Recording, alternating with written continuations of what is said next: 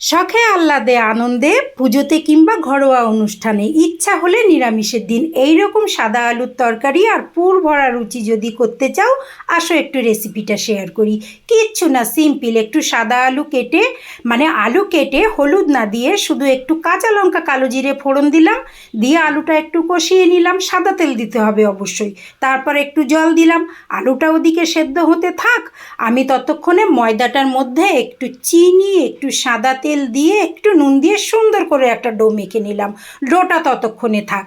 এবার আমি পুরটার জন্য বানিয়ে নেব পিওর ছাতুর ছোলার মধ্যে একটু গোলমরিচের গুঁড়ো, একটু লঙ্কার গুঁড়ো, নুন, চাট মশলা, মানে মোটামুটি ঘরে যা যা মশলা থাকে টেস্টি করে দিয়ে একটা সুন্দর এরকম একটা ডো বানিয়ে নিতে হবে, নাড়ুর মতো বেশ সুন্দর করে। তো সেটাকে ছোট্ট ছোট্ট একটা একটা করে গোল গোল করে বানিয়ে নিলাম, কারণ এগুলো তো আবার বেলতে হবে লুচির মধ্যে দিয়ে।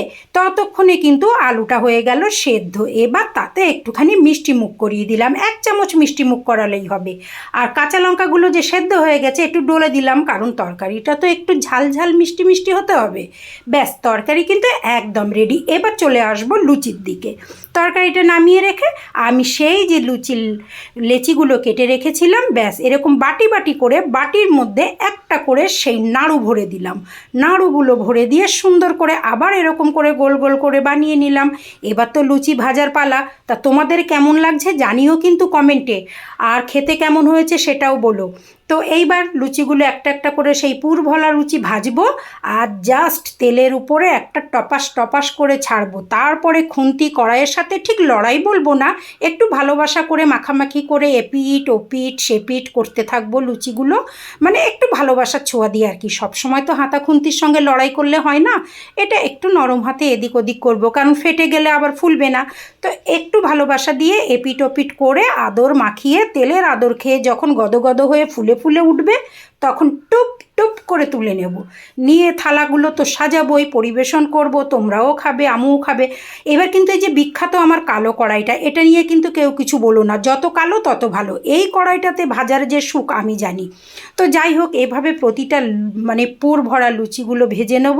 আমি জানি তোমাদেরও কিন্তু খুব ভালো লাগবে, আর তোমরা এভাবেই বাড়িতে করো। তবু আমি করেছি, আর একবার একটু তোমাদেরকে মনে করিয়ে দিলাম। তো এইভাবে কিন্তু আমি প্রতিটা লুচি ভেজে নেবো, আর খেতে হবে কিন্তু গরম গরম। আবারও বলি, ঠান্ডা হলে কিন্তু একদম পেতিয়ে যায়, একদম ভালো লাগে না। গরম গরম সব কিছুই ভালো, বুঝলে তো। ব্যাস, আলুর তরকারিটা তো রেডি। এবার জাস্ট তোমাদের জন্য একটু সাজানোর পালা। একটু তোমাদের না দিয়ে তো আমি খেতে পারবো না।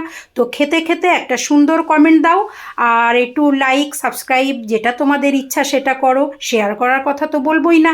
খেয়ে কেমন লাগলো সেটা কিন্তু একদম আমার বন্ধুরা জানাতে ভুলো না, ঠিক আছে?